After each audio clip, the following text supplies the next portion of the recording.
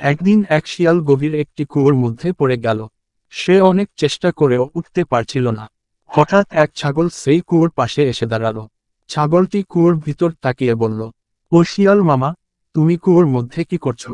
শিয়াল চালাক, সে ছাগলকে ফাঁদে ফেলতে চাইল। সে বলল, আরে ভাই, এখানে পানি খুব ঠান্ডা আর মিষ্টি, গরমে খুব আরাম লাগছে, তাই একটু সাঁতার কাটছিলাম, তুমিও এসো, দারুণ মজা পাবে। ছাগলটি ভাবল, শিয়াল যখন বলছে তখন নিশ্চয়ই ভালোই হবে। সে কিছু না ভেবেই কুয়োর মধ্যে লাফ দিল। তারপর কি হলো, দুজনেই কুয়োর ভিতর আটকে গেল।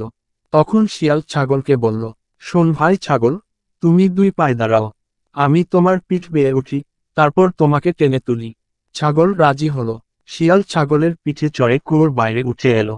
কিন্তু একবার উঠে এসে সে ছাগলটিকে তুলল না, বরং বলল, ও বোকা ছাগল, তুমি লাফ দেওয়ার আগে ভাবুনি কিভাবে উঠবে। আগে চিন্তা করো, তারপর কাজ করো। ছাগল কুয়োর মধ্যে বসে কেবল আফসোস করতে লাগলো। Dash dash dash. নৈতিক শিক্ষা, যে কোনো কাজ করার আগে ভালোভাবে চিন্তা করা উচিত, না হলে বিপদে পড়তে হয়।